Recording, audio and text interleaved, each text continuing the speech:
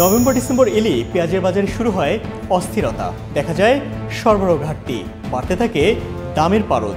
বলতে গেলে প্রতি বছর পেঁয়াজের বাজারের গল্প প্রায় একই, কিন্তু কেন এমনটা হয়? প্রতি বছর একই সময় কেন পেঁয়াজের বাজারে নিয়ে শুরু হয় টালমাটাল অবস্থা?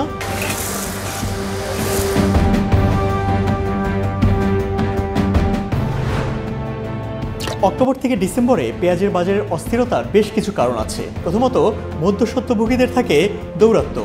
দ্বিতীয়ত, বছরের বিভিন্ন সময়ে বন্যা ও বৃষ্টিতে পেঁয়াজের ক্ষতি। এছাড়া পেঁয়াজ সংরক্ষণ ব্যবস্থার অপ্রতুলতা, মৌসুমের শেষ পর্যায়ে মজুদ কমে যাওয়া সহ নানা কারণে তৈরি হয় সরবরাহ ঘাটতি। তাই প্রতি বছরই অক্টোবর থেকে ডিসেম্বর পর্যন্ত বাজারে পেঁয়াজের দাম অস্বাভাবিকভাবে বেড়ে যায়। মৌসুমের শেষ পর্যায়ে কৃষকের হাতেও পর্যাপ্ত পেঁয়াজ থাকে না, তাই দাম বাড়তে থাকে। বলা হয় প্রতি বছর বাংলাদেশে পেঁয়াজের চাহিদা ৩৬ লাখ টন। কৃষি সম্প্রসারণ অধিদপ্তরের তথ্য মতে এবছর বাংলাদেশে পেঁয়াজের উৎপাদন হয়েছে ৪৪ লাখ মেট্রিক টন। সেই হিসেবে কোনো ঘাটতি থাকার কথা না, তবে পচনশীল হওয়ায় প্রতি বছর একটি বড় অংশই নষ্ট হয়ে যায়। তাই দেখা যায় ঘাটতি, আর যা পূরণ করতে আমদানি করতে হয়। শুধুমাত্র সরবরাহ ঘাটতির জন্যই কি দামের পাগলা ঘোরার লাগাম হাতছাড়া হচ্ছে সরকারের, নাকি এর পিছনে আছে অন্য কোনো কারসাজি? কৃষি মন্ত্রণালয়ের তথ্য মতে দেশে পেঁয়াজ উৎপাদন দুই ধাপে হয়ে থাকে, মুড়িকাটা ও হালি বা বীজজাত। বর্তমানে বাজারে যে পেঁয়াজ পাওয়া যাচ্ছে তা মূলত হালি বা বীজজাত পেঁয়াজ। ডিসেম্বরের মাঝামাঝি বা শেষ দিকে মুড়িকাটা পেঁয়াজ বাজারে আসতে শুরু করে। ব্যবসায়ীরা বলছেন আগের মৌসুমের 10% পেঁয়াজ এখনও কৃষকের হাতেই আছে। তাহলে কেন এই সরবরাহ ঘাটতি? যদিও নতুন মৌসুমের মুড়িকাটা পেঁয়াজের আবাদ শুরু হয়েছে, যা বাজারে আসতে 1.5 থেকে 2 মাস সময় লাগবে। ফলে মধ্যবর্তী এই সময়ে পেঁয়াজের দাম নিয়ে শুরু হয়ে গেছে কারসাজি। দেশের বিভিন্ন মোকামগুলোতে যাদের হাতে এখনও পেঁয়াজের মজুদ আছে তারাই নিয়ন্ত্রণ করছে পেঁয়াজের মূল্য। তাই স্বল্প সময়ের ব্যবধানে অতিরিক্ত মুনাফা তুলে নেওয়ার চেষ্টা করছে কিছু অসাধু ব্যবসায়ী। ট্রেড অ্যান্ড টেরিফ কমিশনের তথ্য মতে গত 3 বছরে বাংলাদেশের পেঁয়াজের দর ছিল যথাক্রমে 2023 সালে ছিল 115 টাকা, 2024 সালে 130 এবং চলতি বছরের নভেম্বর মাসে 120 টাকা পর্যন্ত। অর্থাৎ প্রতি বছরের চিত্র প্রায় একই রকম। 30 টাকার পেঁয়াজ নভেম্বর এলেই পার করে ফেলে সেঞ্চুরি।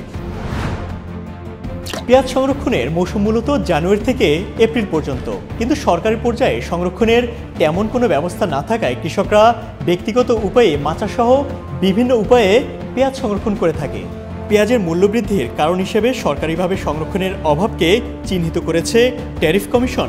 যদিও বিভিন্ন সময়ে সরকারের পক্ষ থেকে পেঁয়াজ সংগ্রহের নানা উদ্যোগ নেওয়া হলেও বর্তমানে সরকারিভাবে পেঁয়াজ সংরক্ষণের হিমাগার নেই। কৃষক নিজেরাই বাড়িতে পেঁয়াজ সংরক্ষণ করেন নিজস্ব পদ্ধতিতে।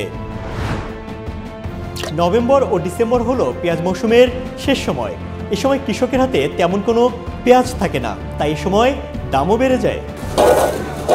ডিসেম্বরের দ্বিতীয়ার্ধে মুড়িকাটা পেঁয়াজ বাজারে আসতে শুরু করলেই পেঁয়াজের দাম কমতে শুরু করে। কৃষকদের হাত থেকে বাজার পর্যন্ত পেঁয়াজ আসতে কয়েকটি ধাপ অতিক্রম করতে হয়। এর মধ্যে থাকে মধ্যস্বত্বভোগীরা। মূলত তাদের দৌরাত্ম্যের কারণে বাজারে পেঁয়াজের দাম বেড়ে যায়। প্রতি বছর পেঁয়াজের দাম অস্বাভাবিকভাবে বেড়ে গেলে আমদানির অনুমতি দেয় সরকার। এবারও তার ব্যতিক্রম হচ্ছে না। ইতিমধ্যে ট্যারিফ কমিশন পেঁয়াজ আমদানির সুপারিশ করে বাণিজ্য সচিব ও কৃষি সচিবকে চিঠিও দিয়েছে। তবে সিদ্ধান্ত এখনও পেন্ডুলামের মতো ঝুলে আছে। বাণিজ্য উপদেষ্টা জানিয়েছেন সহসাই পেঁয়াজের দাম না কমলে দেয়া হবে আমদানির অনুমতি। বাংলাদেশে পেঁয়াজ আমদানির সবথেকে বড় উৎস হল ভারত। দেশের আমদানির প্রায় 99% আসে ভারত থেকে। এছাড়া তুরস্ক, পাকিস্তান, মিয়ানমার, চীন ও মিশর থেকেও পেঁয়াজ আমদানি করা হয়। গত অর্থবছরে মোট 4,83,000 টন পেঁয়াজ আমদানি করা হয়। কৃষি সম্প্রসারণ অধিদপ্তরের তথ্য মতে 2024-25 অর্থবছরে দেশে 44,48,000 টন পেঁয়াজ উৎপাদিত হয়েছে। তবে সংরক্ষণ সমস্যা সহ নানা কারণে পেঁয়াজ নষ্ট হয়, তাই গত অর্থবছরে 33 লাখ টনের মতো পেঁয়াজ বাজারে এসেছে। প্রশ্ন হলো, প্রতি বছর পেঁয়াজের বাজারে অস্থিরতা দেখা দিলেও সরকার কেন আগাম কোনো ব্যবস্থা নেয় না? কেন আগে থেকেই পেঁয়াজের আমদানির ব্যবস্থা সরকার নিশ্চিত করে না? যেহেতু নভেম্বর ডিসেম্বর সময়ে দেশে পেঁয়াজের ঘাটতির কারণে দাম বাড়ে, তাই দামের লাগাম টানার একমাত্র উপায় হলো আমদানি করা। স্বভাবতই প্রশ্ন আসে, তাহলে কেন আগে থেকে পেঁয়াজ আমদানির অনুমতি দেওয়া হয় না?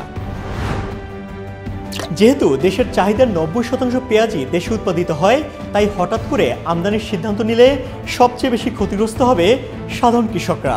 ফলাফল হবে পরবর্তী বছরে পেঁয়াজ উৎপাদনের আগ্রহ হারিয়ে ফেলবে কৃষকরা, যা দেশের কৃষি ব্যবস্থায় বুমেরাং হয়ে দেখা দিতে পারে। তাই যে কোনো সিদ্ধান্ত নেওয়ার আগে কৃষকদের স্বার্থ এবং ভোক্তার অধিকারই দেখতে হবে সবার আগে।